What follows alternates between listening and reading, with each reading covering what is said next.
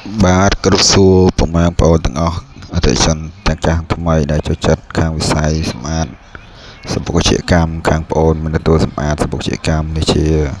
វិធីដុសវិធីលាងមុនយើងសម្អាតទាំងពុកម៉ែបងប្អូនទាំងអស់គ្នាបងប្អូនយើងចលក់ទឹកហើយយើងដោះវាកោសកែងកោអីចឹងណាពុកម៉ែបងប្អូនទាំងអស់គ្នា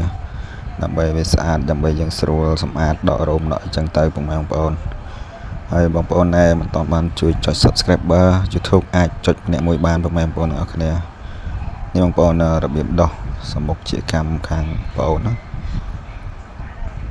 សម្បុកសុទ្ធតែស្អាតបងប្អូនទាំងអស់គ្នាមិនថាប្រភេទណាដែលខាងបងប្អូនទទួលធ្វើទាំងអស់ចឹងបងប្អូនទាំងអស់គ្នា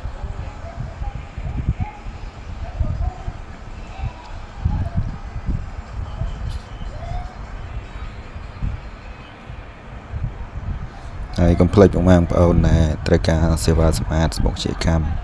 ខាងបងប្អូនមិនទទួលហើយចេញទស្សនាវីដេអូពេញទាំងអស់គ្នាបងប្អូន